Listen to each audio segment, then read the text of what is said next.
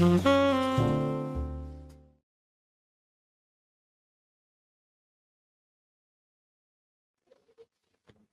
pasal yang kedua ayat 1-24.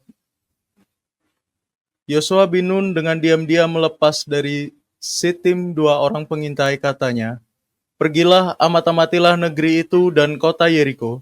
Maka pergilah mereka dan sampailah mereka ke rumah seorang perempuan sundal yang bernama Rahab, lalu tidur di situ. Kemudian diberitahukanlah kepada Raja Yeriko demikian, "Tadi malam ada orang datang kemari dari orang Israel untuk menyelidik negeri ini."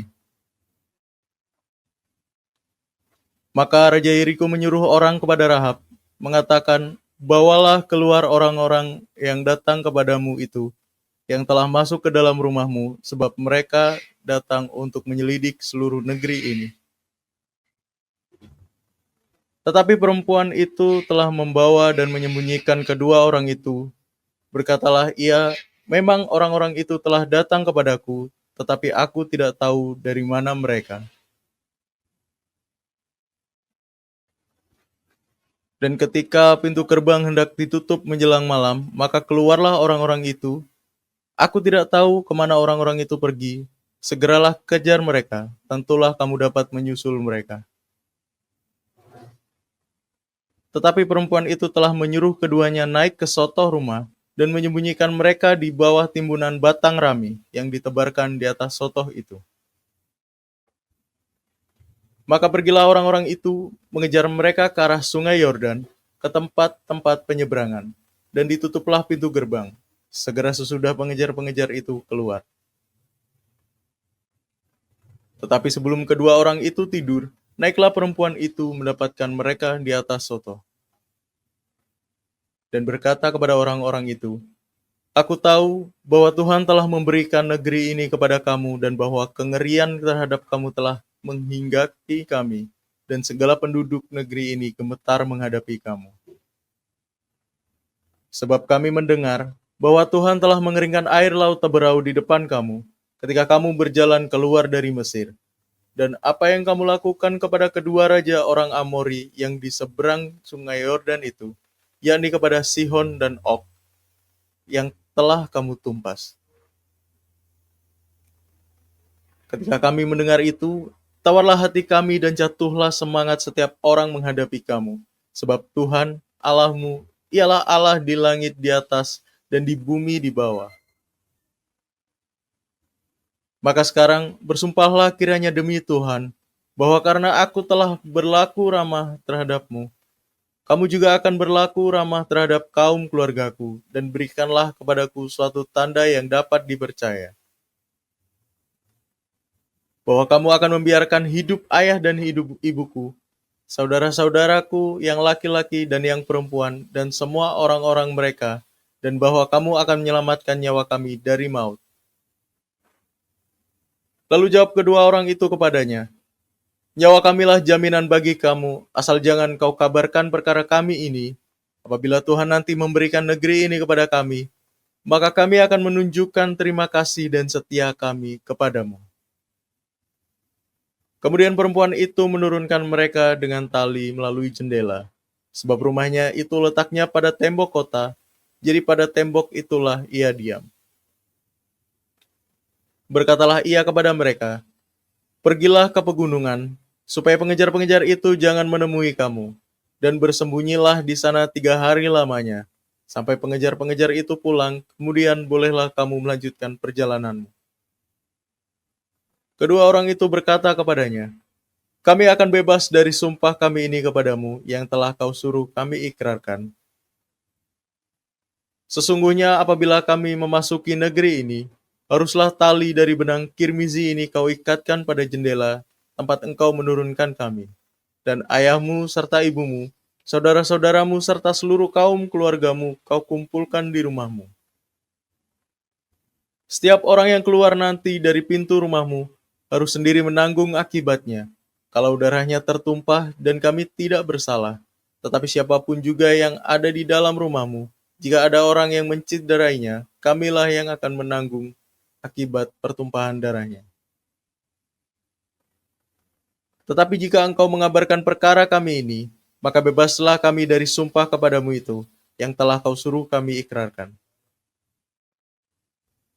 Perempuan itu pun berkata, seperti yang telah kamu katakan, demikianlah akan terjadi.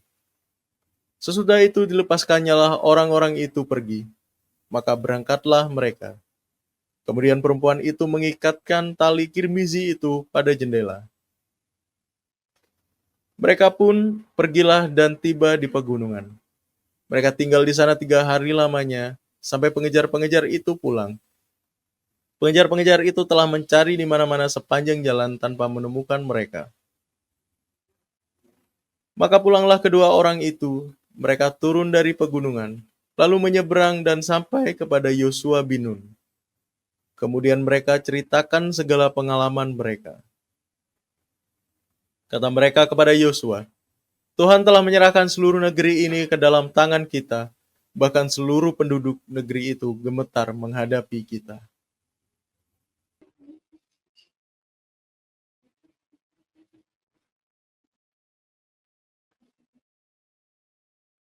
Hai, shalom semua. Kembali lagi di program Disciples Voice, ya. Bener nggak sih program? Ya, Disciple Voice. Jadi, untuk kali ini kita akan pembahasan mengenai yang tadi sudah dibacakan oleh Ferdi, mengenai seorang tokoh iman sebenarnya dikatakan, yaitu seorang wanita. Kita tahu tadi sudah dibaca, yaitu seorang Rahab. Siapa sih Rahab itu, ya kan? Itu nanti kita akan bahas dalam beberapa seri ke depan. Nah, saya akan belajar men-sharekan ke teman-teman apa yang saya dapat, pengertian yang saya dapat, sesuatu yang baru, pengetahuan baru yang saya dapat ketika saya mendalami siapa sih Rahab ini. Jadi gini teman-teman, ketika saya mencari materi ini, saya cuma kalau bahasanya itu dapat celetukan itu nama Rahab. Nah, kemudian kan lagi ada di studio nih, kita lagi ya dengan aktivitas masing-masing gitu. Terus aku ngomong sama Ferdi, Fer coba sih cekin gitu kan. Kan laptopku tak pakai, HP-ku juga tak pakai gitu. Fer coba sih cekin Rahab di Bible itu, Rahab itu ada di ayat mana aja gitu. Akhirnya ditekin banyak sekali Rahab ternyata. Ada yang tadi dibacakan di Yosua, terus nanti ada yang di Yesaya, ada banyak pokok keluarnya gitu. Cuman kan terus saya ngomong disclaimer gitu ya. Saya bukan orang teologi, tidak sekolah teologi, tapi saya belajar banyak dari teman-teman yang men-sharekan banyak hal. Bahkan ada seorang teman saya itu dia sama sekali tidak belajar teologi, tapi dia mendalami itu sendiri, baca buku segala macam. Lah aku ini kan orangnya malas baca buku gitu, kecuali sedang butuh gitu. Jadi memang ketika ditugaskan ini saya tahu bahwa wah Tuhan mau saya itu untuk belajar lebih lah gitu tentang firman, tentang tokoh-tokoh yang ada di Alkitab ini gitu. Mau enggak mau saya mencari tahu siapa sih Rahab ini. Saya dengarkan khotbah ya kan, saya baca firmannya, bolak-balik baca ini apa sih maksudnya Tuhan itu mau ngomong apa segala macam. Dan akhirnya saya tahu bahwa Rahab ini tertulis untung ya, untungnya ya kan. Orang Indonesia kan menang itu. Kalau sudah ada musibah, udah ada untungnya ya kan.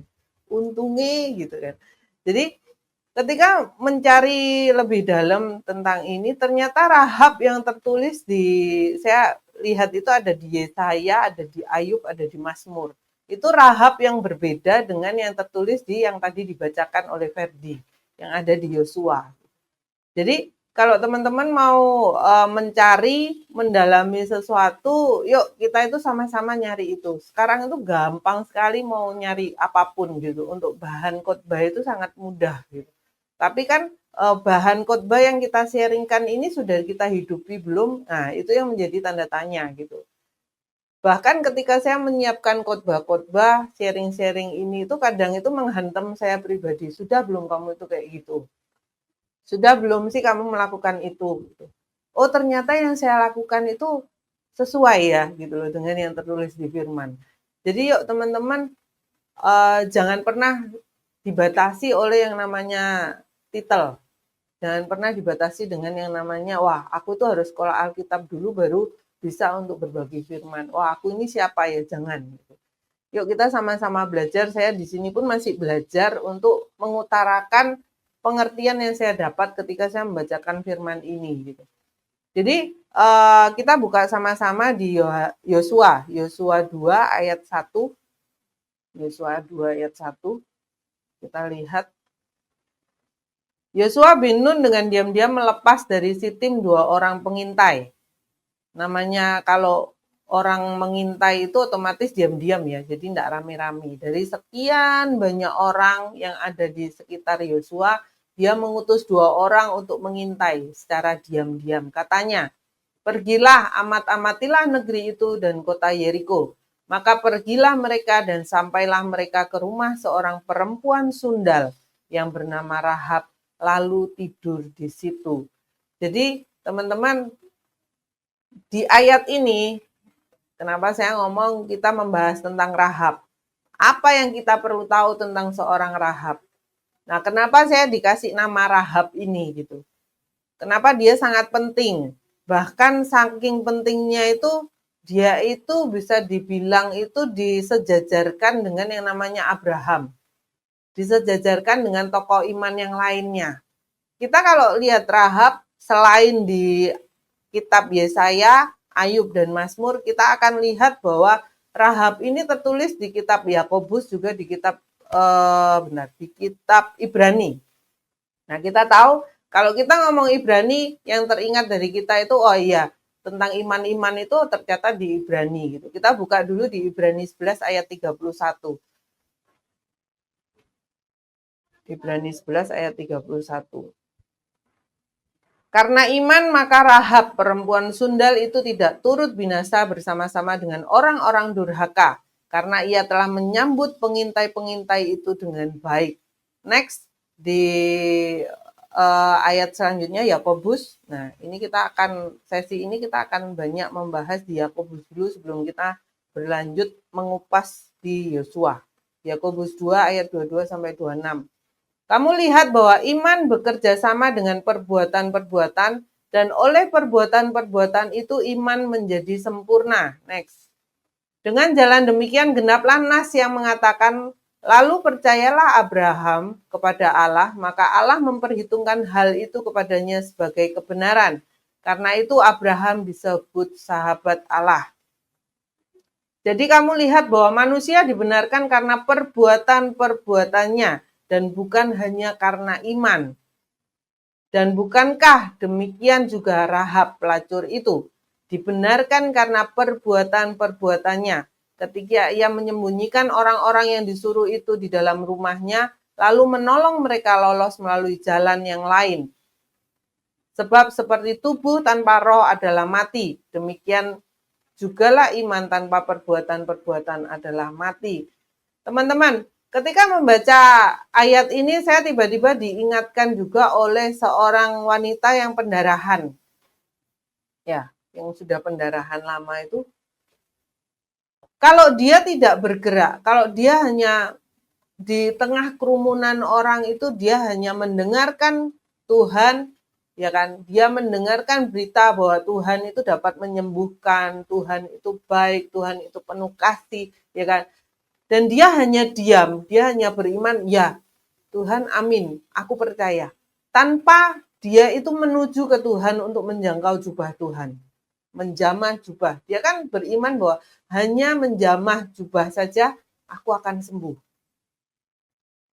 Ada sesuatu yang dimana perempuan ini kerjakan, lakukan, bertindak, melangkah. Baru dia mendapatkan mujizat itu. Kenapa dia tidak beriman bahwa dengan saya berdoa saja, maka aku akan dapat mujizat? Enggak.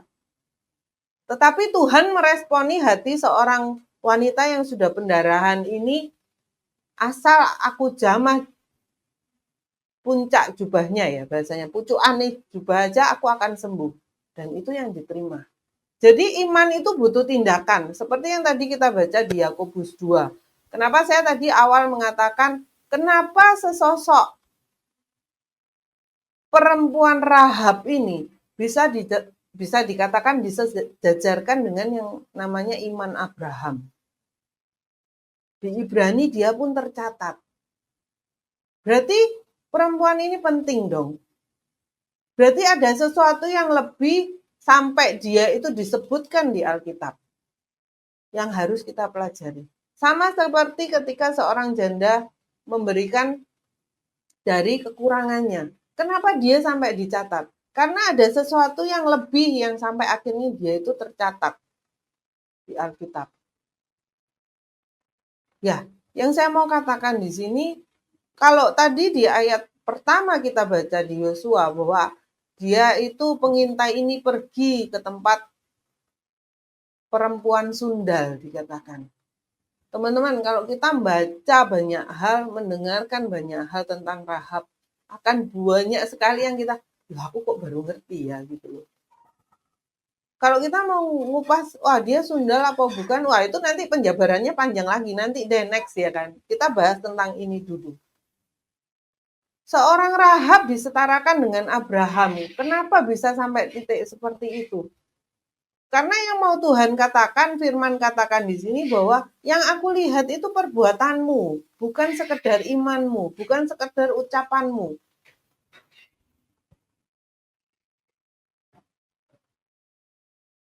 Kenapa Rahab ini tercatat di firman disejajarkan dengan Abraham? Ada yang lebih yang saya katakan.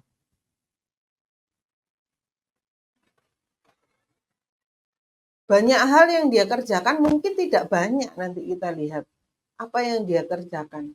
Kalau kita mau lihat kenapa ya, Bu, kalau menyetarakan itu dengan yang lain gitu loh, bukan perempuan sundal disetarakan dengan Abraham. Kok kayaknya bumi dan langit, bener ya? Abraham di atas, ya kan, bapak orang beriman, ya kan, sebelum dia, kan, wah dia dari keluarga bisa dibilang baik-baik, punya suami, punya istri, ya pernah gagal sih. Tapi kan kalau kita melihat konteks kita ngomong perempuan sundal itu, kalau kita mau dengan jujur mengatakan apa yang muncul di hati kita, ih, kok jangan dibandingin toh, ya kan? Orang yang hidup di perumahan dengan orang yang hidup di ini sebagai perumpamaan, tapi tidak merendahkan ya teman-teman. Tapi secara dunia melihat, itu kita harus ngomong. Orang yang tinggal di perumahan dengan orang yang ada di kolong jembatan. Yang tidur itu hanya beralaskan kardus bekas. Ya kan? Loh, itu kayak bumi dan langit, jomplang sekali. Ya itulah yang mau saya, ketika saya membaca ya, entah teman-teman ketika membaca ini. Ketika saya membaca ini loh, Abraham di atas, si Rahab ini ada di bawah, dia perempuan Sunda. Jadi teman-teman, ketika menyatakan hal ini, otomatis kita dapat tahu bahwa Tuhan itu bekerja bukan karena siapa kita dulu, siapa kita sekarang. Enggak. Tapi dia melihat respon hati kita, melihat apa yang kita kerjakan untuk mengejar Tuhan lah. Mengejar kebenarannya. Jadi perempuan ini dikatakan bahwa dia disetarakan di Yakobus ini, dia disetarakan dengan Abraham.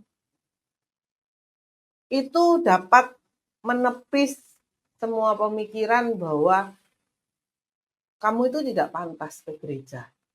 Kamu itu tidak pantas untuk melayani. Kamu itu belum saatnya untuk berkhotbah itu. Perbaiki dulu hidupmu.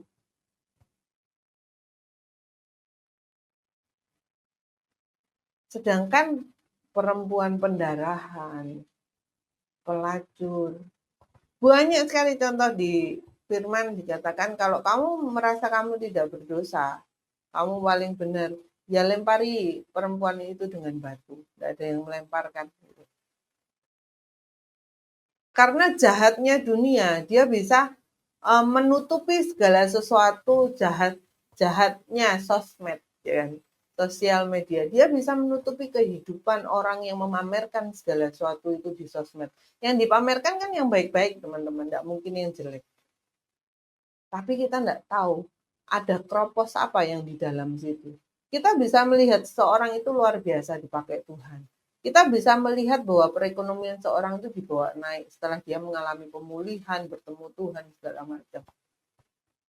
Sedangkan kita itu masih ada di bawah, kita bukan siapa-siapa, segala macam. Wah, perbandingan itu selalu akan muncul dalam kehidupan kita. Berjalan bersama dengan Tuhan. Nggak usah berjalan bersama dengan Tuhan deh, secara dunia aja. Kita akan dibandingkan dengan cara kerjamu, dengan cara kerja orang yang dulu ada. Cara kerja dia dengan cara kerja temanmu yang di sebelahmu. Itu perbandingan itu akan terjadi. Tapi bagaimana kita meresponi itu dengan benar? Itu menjadi sebuah pertanyaan yang besar. Jadi teman-teman, pada kesempatan kali ini, yuk jangan menganggap diri itu rendah. Karena apa? Oh, karena aku tuh pernah gagal, aku tuh pernah jatuh perzinahan, aku pernah kena drugs, aku cerai mungkin, aku mengalami banyak hal yang kelam lah, aku membunuh mungkin. Banyak hal kelam yang kita alami dan kita lalui. Tetapi jangan pernah hal yang kelam, hal yang negatif itu mempengaruhi kita untuk kita itu tidak maju ke Tuhan. Kemarin saya baru melihat film, teman-teman, tidak promosi gitu kan. Nonton film Gereja Setan. Bagaimana kalau secara filmnya itu kan dikemas dengan cara yang supaya orang-orang itu dengan mudah untuk mendapatkan gitu loh isi berita ini apa gitu. Tapi di situ jelas sekali bahwa bagaimana iblis yang jahat itu mempengaruhi kita untuk menarik kita dengan apa? Mengintimidasi kita dengan masa lalu kita. Masa lalu yang kita alami, keadaan kita sekarang yang mungkin sedang tidak baik-baik saja. Tetapi saya mau ngomong, keadaanmu mau baik, mau tidak baik, mau siap atau tidak siap, ketika Tuhan itu sudah nyuruh kita itu untuk melayani, ketika kita itu disuruh untuk mengabarkan firman, bersaksi, itu bukan tentang siap tidak siap, bukan tentang kamunya ini latar belakangmu seperti apa, kamu harus kudus tidak kudus, itu tidak. Karena apa? Di sini digambarkan Rahab itu perempuan Sunda, teman-teman. Kalau kita mau lihat lagi lebih dalam, diceritakan tadi seperti yang dibacakan, loh, ada titik di mana dia itu berbohong kan dengan orang-orang di Jericho. Kamu nganu pengintai enggak? Ngomong orang, enggak ada. Ada sih, gitu kan dia, ada sih. Cuman ketika waktu ini aku lihat dia itu keluar, itu kan bohong. Sedangkan kita diajarkan bahwa kita itu enggak boleh bohong. Nah, itu sesuatu yang nanti kita akan mengupas sampai ke titik sana gitu. Tetapi di sini yang mau saya sharekan di sesi pertama ini ke teman-teman, yuk jangan batasi diri kita dengan keterbatasan kita. Jangan batasi ruang gerak kita itu untuk mendekat ke Tuhan karena masa lalu kita. Kita lihat nih contoh, kalau kita mau memandang pada titik Abraham terus, ya kita tidak akan maju teman-teman. Karena apa? Patokan kita itu ketika aku melayani, aku harus seperti Abraham dulu, baru aku bisa melayani. Sedangkan jelas di firman ini di Yakobus 2 dikatakan bahwa ada Abraham, ada Rahab. Kita mau enggak turun ke bawah, kita ngeliat Rahab. Rahab juga dipakai Tuhan ya. Wanita pendarahan itu dipakai Tuhan. Nah, ketika kita disodorkan nih tentang Rahab. Terus masuklah Zakius pemungut cukai. Apa yang muncul pertama di hati dan pikiran kita? Kalau saya ya teman-teman, karena ini kan waktunya saya untuk sharing ya kan. Jadi pengertian yang saya dapat, perasaan yang saya dapat, pikiran yang saya ada muncul di pikiran saya.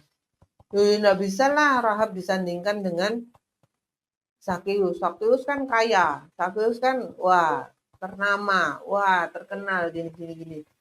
Padahal sama-sama berdosanya. Tetapi kita bisa mengelompokkan, ya kan? Orang ini berdosa ini diletakkan paling bawah, mungkin di alas kaki kita yang paling bawah. Tetapi si Zakius ini kan wah masih kaya nih, punya uang nih, ya kan? Kita enggak naruh itu di bawah-bawah amat gitu, walaupun dia itu berdosa. Jadi kayak ada stratanya gitu. Benar enggak teman-teman? Benar enggak kita itu melihat sesama kita pun seperti itu. Ketika seorang yang terkenal dia itu jatuh dalam dosa, perzinahan, drugs segala macam, kita akan sangat memandang rendah orang itu. Tetapi apabila seorang itu melanggar firman dengan apa yang dia punya, dia itu tapi kaya, ya kan, punya segalanya.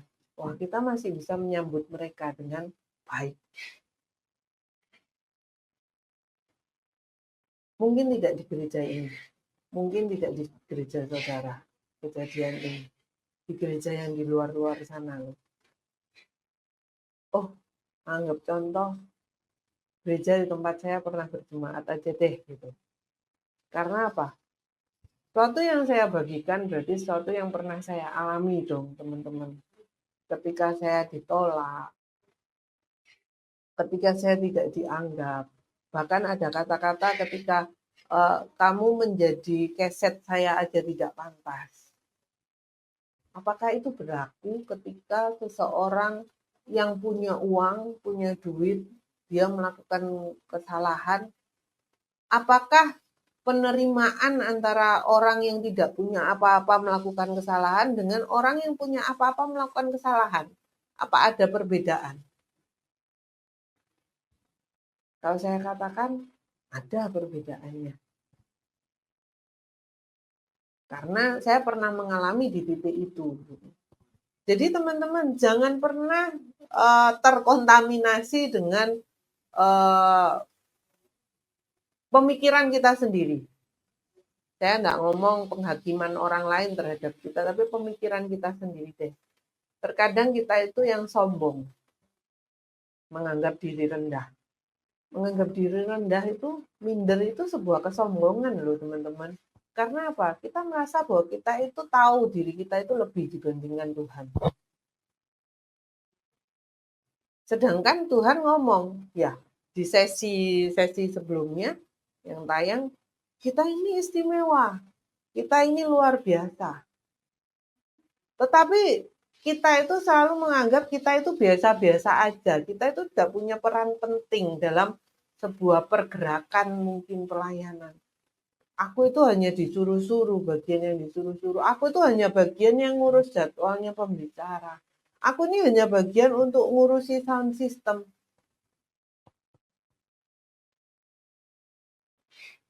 Ketika kita itu sudah berperan sesuatu dalam sebuah pelayanan, ketika kita tidak mengerjakan itu dengan baik-baik, maka kita sendiri yang mencoret diri kita itu mengatakan bahwa kita itu bukan seorang yang penting. Kita itu tidak istimewa. Karena apa? Karena kita tidak mau menjadi istimewa. Karena kita tidak mau upgrade, upsize apa yang ada di dalam diri kita untuk dipakai. Bukankah kita selalu berdoa, Tuhan pakai aku luar biasa. Benar teman-teman, apalagi ketika kita itu sedang kasih mula-mula, kita baru mengenal Tuhan. Wah, apalagi bertobat ya kan. Wah, kasih mula-mula nih. Wah, berjanjinya muluk-muluk nih. Tuhan pakai aku luar biasa. Pokok kemanapun Tuhan nyuruh aku mau ya kan. Utus aku Tuhan ya kan. Tetapi ketika proses datang, bla bla bla yang terjadi ya kan, itu merubah janji kita yang muluk-muluk ini loh. Nah, pertanyaannya kita mau enggak dibawa naik? Mau enggak iman kita itu dinaikkan levelnya? Caranya gimana? Ya berbuat sesuatu. Kan dikatakan bahwa iman bekerja sama dengan perbuatan-perbuatan dan oleh perbuatan-perbuatan itu iman menjadi sempurna. Imanmu tidak akan menjadi sempurna ketika kamu tidak melakukan apapun, teman-teman. Nah, kalau kamu cuma berdoa aja tanpa melakukan apapun, ya mati itu imannya. Berarti ada sesuatu yang dikerjakan Rahab pelacur itu dikatakan. Sehingga dia itu namanya tercatat sebagai tokoh iman, bisa dikatakan seperti itu. Dia dibenarkan karena perbuatan-perbuatannya, bukan karena doa. Kalau kita menganggap bahwa iman itu selalu kaitannya dengan hal-hal, wah kita itu harus berdoa, mengerjakan hal-hal rohani, ya kan, baca firman, berarti cetek banget iman kita, pemikiran kita tentang yang namanya iman, yang dinamakan kerohanian. Sering sekali kita dengar di komunitas Smart People ini bahwa perbuatanmu berbicara lebih keras daripada berita Injilmu. Kamu mau nginjili, mau bagi firman sampai berbusa-busa seperti saya nih contohnya. Mau berfirman sampai berbusa-busa ya kan. Mau dijadwal nih full 1 bulan. Tapi kalau apa yang saya katakan tidak ada satupun yang saya kerjakan, sama dengan mati, sama dengan kering, teman-teman. Orang yang sudah dewasa rohani, apalagi dibekali oleh yang namanya kepekaan roh, dapat membedakan ketika seorang itu berfirman maksudnya itu membagikan firman, itu benar-benar yang sudah dia kerjakan atau hanya sekedar teori. Kenapa banyak orang itu tidak siap ketika dijadwalkan untuk berbagi firman? Jangan ngomong berbagi firman deh. Padahal berbagi firman itu lebih mudah dibandingkan bersaksi, teman-teman. Tetapi orang-orang itu susah untuk bersaksi. Padahal sehari-hari ya dia mengalami Tuhan.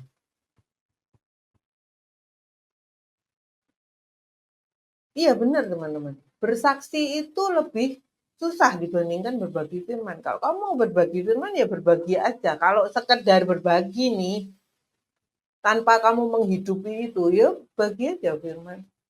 Tanya tuh ChatGPT, ya kan. Wah khotbah, aku mau khotbah nih tentang Rahab. Keluar semua itu gitu. Cuman yang kita ucapkan ini ada bobotnya enggak, ada nilainya enggak, ada sesuatu yang tersampaikan enggak ke jemaat itu dari apa? Pengalaman-pengalaman kita. Kenapa di Smart People happy banget ya kan, senang banget ketika seorang pembicara itu tidak sekedar membagikan firman, juga disertai dengan kesaksian hidup. Karena kita makan dari sana, kesaksian hidupnya itu. Oh iya ya, ternyata lewat firman ini ketika aku mengerjakan itu, oh aku menerima hasilnya. Jadi di sesi pertama ini yang mau saya garis bawahi, kenapa Rahab bisa disandingkan sebagai seorang tokoh iman? Karena dia berbuat sesuatu. Nah teman-teman siap enggak untuk berbuat sesuatu? Berapa waktu lalu saya bagikan ke teman-teman, ada orang yang lahir sebagai seorang Kristen, anak Tuhan, dari lahir nih gitu. Tapi sampai tua pun dia hanya duduk di kursi jemaat. Tidak mengerjakan apapun. Ditawari pelayanan ini enggak wes aku duduk aja di kursi jemaat. Masa tidak ada satupun di dalam kehidupanmu itu yang bisa kamu bagikan? Itu sesuatu yang mustahil bin mustajab, teman-teman. Ketika kita ikut Tuhan, tapi tidak ada satupun yang bisa kita ceritakan untuk memberitakan bahwa, oh ini loh hidupku ketika aku tuh belum kenal Tuhan. Atau ketika dia sudah Kristen cerot, ya kan, lahir itu sudah Kristen, masa sih enggak pernah jatuh dalam dosa? Masa sih enggak pernah jatuh dengan yang namanya kegagalan? Tapi kalau di era seperti sekarang ini, kita itu masih tabu, kita itu masih malu untuk menceritakan kegagalan kita. Wah, itu sesuatu yang menurut saya perlu dipertanyakan sih. Karena apa? Kan Tuhan itu membawa kita dari gelap menuju terangnya yang ajaib. Berarti ada gelap ini dong. Nah, kenapa kita tidak membuka kegelapan kita ini? Kenapa kita malu? Kita takut, kita sembunyikan dari orang. Jangan sampai orang-orang tahu saya itu pernah jatuh ini. Jangan sampai orang-orang itu tahu masa laluku itu seperti ini. Orang cukup tahu kalau aku sekarang ini itu siapa. Wah, pekerjaanku berhasil, pelayananku luar biasa. Aku hubungan suami istriku luar biasa. Anak-anakku luar biasa. Korek dong.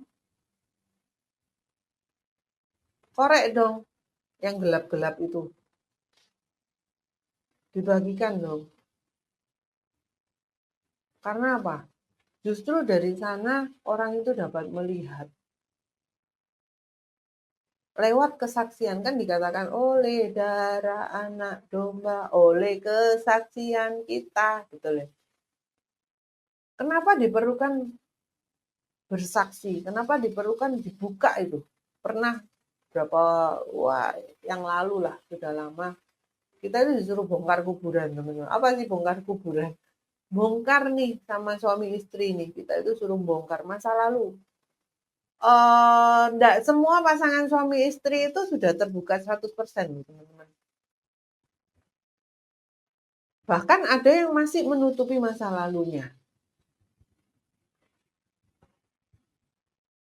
Jadi saat itu kita disuruh bongkar kuburan oleh senior pastor, bongkar kuburan. Apa sih masa lalu kamu yang suamimu belum tahu? Atau apa sih masa lalumu yang istrimu belum tahu? Kita bongkar di sana.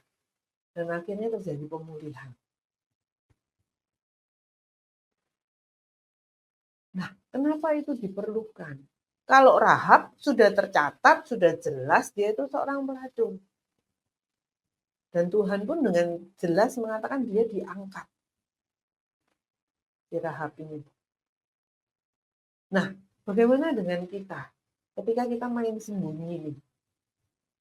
Kita nggak mau terlihat jelek nih. Pokok orang itu harus tahu bahwa saya ini baik. Saya ini rohani. Apalagi kita itu pelayanan, kita aktif di gereja. Wah, itu tempat persembunyian terbaik, teman-teman. Untuk kita itu menjadi orang yang rohani. Loh, saya menceritakan ini karena saya ada di sana, gitu. Tidak menuduh teman-teman yang mendengarkan, enggak. Karena saya pelakunya, bukan korban, tapi pelakunya. Itu tempat persembunyian terbaik. Ketika, jadi istri itu harus tunduk sama suami. Wah, saya sembunyi di belakang suami. Mau menabur, mau apa, ya kan. Wah, bersembunyi aja di belakang suami. Tidak ada satupun keputusan saya untuk sebuah yang namanya pelayanan. Ya kan. Itu kan keputusan pribadi. Kamu melayani atau enggak. Wah, enggak, nebeng suami aja. Iman pun nebeng suami aja.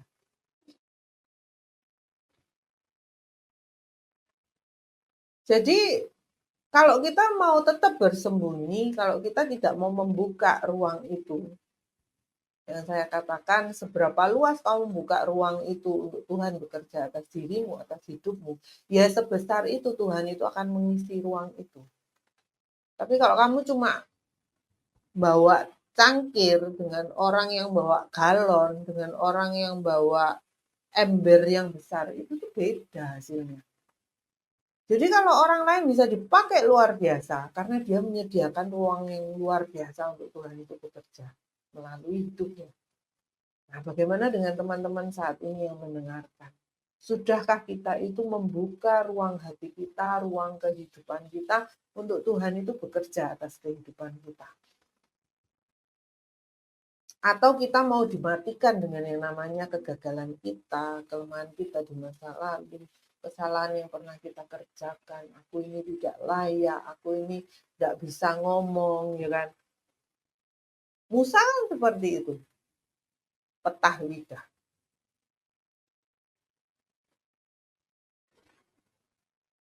Pertanyaannya, kamu mau atau enggak mau membuka itu?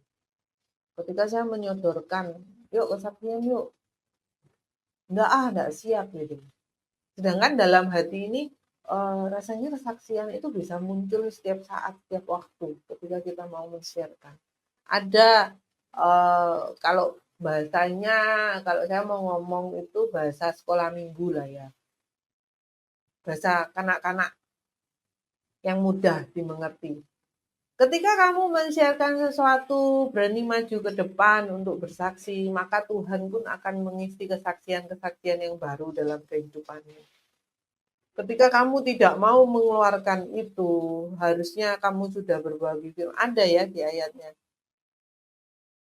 Bukan lagi susu, tetapi makanan-makanan keras dikatakan. Harusnya kamu itu bukan lagi menjadi yang mendengarkan, tapi yang mengajar. Bukan duduk sebagai jemaat lagi kalau dari segi umur itu. Sudah waktunya kamu itu ngajar. Tapi kenapa kamu itu belum ngajar? Kenapa kamu cuma duduk sebagai jemaat? Kenapa kamu cuma mau cuma duduk diem mendengarkan firman pulang dan tidak ada yang berubah dengan kehidupanmu? Sedangkan ketika berjalan bersama Tuhan, ada sesuatu yang baru yang masuk dalam kehidupan kita, maka ada sesuatu yang baru pula yang tercipta di sekitar kita. Sesuatu yang paling gampang, teman-teman, yang mau saya bagikan ke teman-teman. Ketika kamu berjalan, ada di jalan-jalannya Tuhan, persis seperti maunya Tuhan, maka semesta, semesta, jadi saya gambarkan sekelilingmu, kita pun dapat merasakan atmosfernya gitu. Ada Tuhan enggak sih gitu dalam setiap keputusan kita, pemikiran kita, hati kita. Itu tuh nyangkut semua, teman-teman. Jadi enggak bisa kita memisahkan antara pelayanan, pekerjaan. Apalagi kita sudah dipanggil untuk melayani Tuhan. Kita tahu gitu loh. Lewat hidup kita itu mau dipakai sama Tuhan.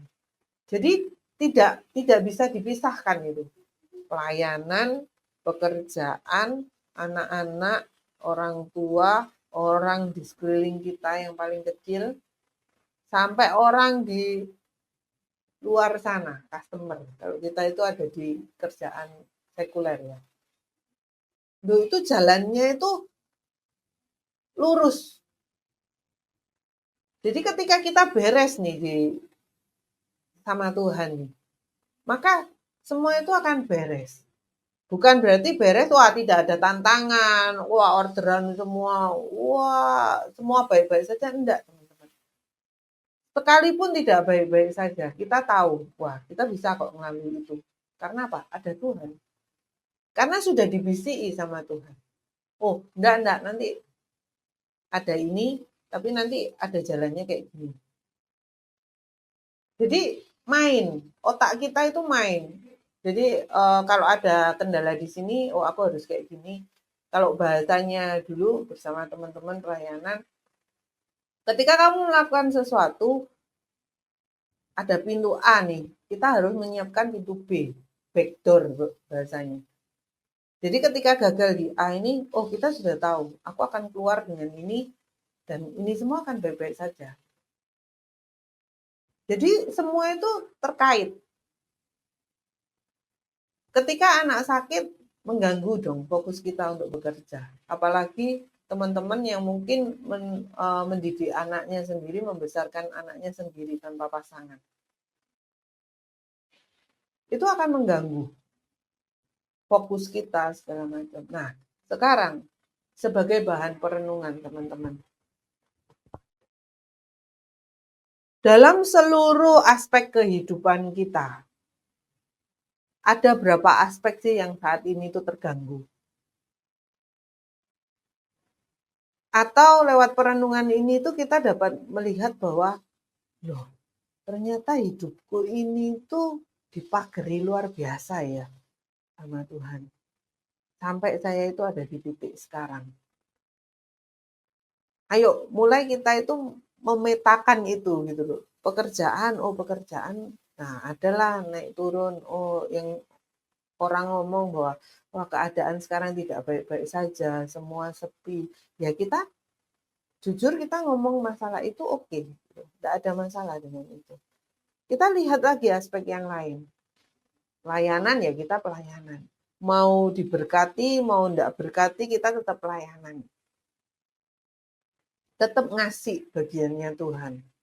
Kalau yang di luar sana ribut masalah perpuluhan, saya tidak mau ribut masalah perpuluhan. Karena saya sudah menjalani berapa puluh tahun melakukan perpuluhan baik-baik saja. Karena apa? Masalah perpuluhan itu kan bukan, jangan mikir bahwa wah nanti gembalanya soge, gerejanya soge segala macam. Loh, itu bukan hak kita untuk memikirkan hal seperti itu, bukan bagian kita. Sorry. Karena apa? Ya itu bagiannya Tuhan, kan di firman dikatakan di Malaki. Disuruh mengembalikan bagiannya Tuhan. Ya kembalikanlah. Orang mau suge mau gak dari perpuluhan ya urusannya mereka, bukan urusannya kita. Betul kan teman-teman? Masalah persembahan kita itu ngasih ke manusia atau ngasih ke Tuhan? Kalau kita ngasih ke manusia ya itu akan jadi masalah karena kita kasih manusia. Kalau kita kasih Tuhan, ya sudah kasih ke Tuhan. Perkara uangnya mau diapain ya urusannya mereka, dosanya mereka bukan dosanya kita, kita ngasihnya ke Tuhan kok. Pengelolaannya itu kan tanggung jawabnya teman-teman yang diberi tanggung jawab gitu. Jadi kalau dari segi keuangan kita beres, pelayanan kita seneng enggak seneng tetap pelayanan. Keluarga gimana? Oh, iya ya, aku sampai umur segini ikut Tuhan nggak pernah tuh sakit yang masuk rumah sakit. Ya. Dan orang ngomong sampai masuk rumah sakit gitu. Tapi ya seperti itu kenyataannya. Anak-anak dibuat sehat. Ini sekedar guyonan, tapi ini benar teman-teman. Ketika ada suami saya, anak saya yang nomor 3 ini memang dari kecil itu ada kalau panas yaitu step. Jadi kita itu paling takut kalau anak ini demam, teman-teman. Kalau demam itu kita sudah lihat kulitnya, soalnya kan dikasih tahu dokter, pokok kalau anak mau naik, mulai demam mau naik itu, jadi di tangannya ini, di kulitnya ini ada kembangannya, teman-teman. Jadi kayak jamur gitu loh. Jadi anak kembangannya bentong gitu. Nah, itu selalu kita tandain. Ketika dia sakit, demam itu kita mesti lihat ininya, kulitnya. Itu selalu kalau demam dia itu mesti demam step. Jadi sebelum demamnya, soalnya pernah kejadian kita telat. Jadi demam dibikinnya demam biasa ke dokter anaknya pun ngomong, oh enggak apa-apa. Ini cuma radang lah segala macam penyakit yang normal-normal seperti itulah gitu. Tetapi ternyata di hari itu dia itu step, teman-teman, sampai matanya balik, udah kejang, kita bawa ke rumah sakit. Wah, itu sudah, pada nangis sudah. Di umur setahunan. Nah, itu selalu berulang. Jadi ketika demam, kita mesti takut anak ini step. Nah, ketika suami tidak ada berpulang, sama sekali tidak pernah. Sakit pun ya, sakit batuk, pilek. Enggak yang macam-macam. Oh, dulu masuk sampai ke rumah sakit, sampai nginep opnam.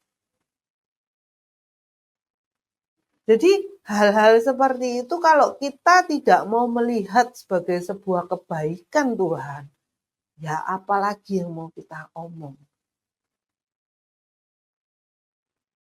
Itu sesuatu yang puji Tuhan ya. Kemudahan demi kemudahan Tuhan kasih. Tapi kalau kita menganggap bahwa kemudahan itu hal yang biasa. Benar ya teman-teman? Ini bahayanya. Ketika kita ngomong bahwa Tuhan itu mengampuni, Tuhan itu maha memberi kesempatan segala macam ya kan. Terus kita itu melakukan kesalahan, kita kembali ke Tuhan, kita dapat pengampunan. Kita menganggap Tuhan itu, wah sohib banget deh. Kita ngobrol sama Tuhan pun enak banget. Tetapi menjadi bahaya ketika yang enak ini, yang cara kita ngobrol sama Tuhan itu yang uraan ini ya kan. Kadang kan kalau aku sama Tuhan guyonan pun, sama Tuhan, itu ya kayak gini ya enggak apa-apa aja. Tuhan kamu kan tahu aku gitu. Jadi benar-benar kayak temen kalau ngobrol. Terus ketika melakukan salah, ya sudah tak geletakno salahku, aku bangun bangkit lagi. Ayo kita mulai lagi Tuhan gitu. Jadi seakan-akan orang melihat kok segampang itu ya. Untuk bangkit dari sebuah yang namanya dosa, kesalahan, kegagalan. Tetapi menjadi bahaya ketika kita menormalisasikan sebuah yang namanya kepekaan. Jadi menganggap sudah biasa itu sama Tuhan ya memang kayak gitu. Jadi sesuatu yang baik, sesuatu kemudahan, sesuatu yang membuat kita itu seharusnya kita itu wow gitu sama Tuhan. Kita turunkan itu semua karena apa? Sudah biasa. Nah, itu akan menjadi sesuatu yang bahaya, teman-teman. Ketika segala kemudahan, kebaikan, mujizat, itu sudah biasa buat kita. Nggak wow lagi sama Tuhan. Jadi yuk teman-teman, kita mulai hargai setiap kesempatan yang Tuhan kasih. Kita hargai ketika ada pelayanan yang datang menghampiri kita. Pelayanan apapun itu, saya ingat sekali pesan dari seorang hambanya. Jangan pernah menolak pelayanan. Karena apa? Ketika kita ada pelayanan yang datang ke kita, ya itu saatnya Tuhan itu bekerja melalui kehidupan kita. Jadi kita harus siap itu. Bukan siap dengan materi yang diada-adakan, teman-teman. Tapi ketika kita men-sharekan itu, sharekan apa? Ya sharekan diri kita ini loh, apa yang kita alami. Mujizat apa? Kemudahan apa? Kok bisa ya gitu. Saya bisa berdiri sampai titik sekarang. Kalau kata orang itu mustahil. Dengan seluruh pengalaman yang saya punya untuk saya tetap berdiri tegak itu hal yang mustahil. Gak ada hitungannya. Tetapi bisa tuh. Ya itu yang di-sharekan. Jadi teman-teman sebenarnya itu saja yang sebagai sesi pembuka sebelum kita masuk ke Rahab di sesi kedua besok. Rahab itu seperti apa, kenapa, apa yang terjadi dengan dia, pertobatan seperti apa, kenapa dia bisa menjadi sebegitu berharganya. Ya kan, berharga loh, tercatat di Alkitab itu. Yang kita harus pahami, tidak ada orang rendah, orang berdosa, orang yang dipandang hina, kalau Tuhan sendiri pun tidak memandang itu. Jadi jangan biarkan dunia, jangan ngomong dunia deh. Seringkali malah kitanya sendiri yang menganggap diri kita itu rendah. Menganggap kita itu bukan siapa-siapa, kita tidak berharga. Sedangkan jelas sekali, lewat nafas hidup yang Tuhan kasih, Tuhan ngomong kita itu berharga. Bahkan kita itu langsung dikasih mandat oleh Tuhan untuk apa? Taklukan dan berkuasa atas bumi. Itu sesuatu yang luar biasa loh teman-teman.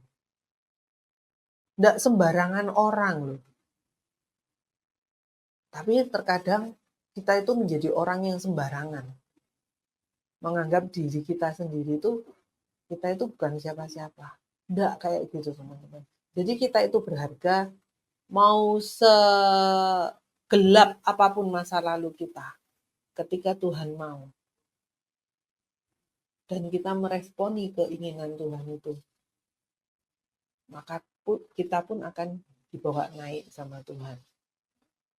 Jangan terlalu tinggi melihat Abraham, tapi tundukkan kepala sedikit melihat Rahab ini bisa dipakai loh sama Tuhan. Apalagi dengan kita. Kita serusak Rahab enggak? Kalau kita serusak Rahab, kita bisa lihat Rahab aja dipakai, berarti aku dipakai. Aku pernah ngomong dengan seorang kakak rohani, bisa dibilang. Enggak sih, orang baru ketemu sih. Len, kamu yang kuat ya, kamu bisa. Kalau Cece bisa, aku pun bisa. Karena kita hampir sama. Pengalamannya itu hampir sama. Jadi kalau Cece bisa, aku pun bisa. Dengan yakin aku itu ngomong seperti itu. Maka kalau Rahab bisa, saudara dan saya pun bisa. Kalau saya bisa, kalau orang yang mengenal saya lama, dengar setiap apa yang saya bagikan, tahu masa lalu saya itu seperti apa. Kalau saya bisa, saudara pun bisa. Jadi yuk sama-sama kita bisakan diri kita gitu untuk melayani Tuhan. Itu saja teman-teman yang mau saya bagikan ke teman-teman semua pada sesi pertama ini. Kita akan lanjut besok. Sesi kedua masih tentang Rahab. Tuhan Yesus memberkati. Shalom.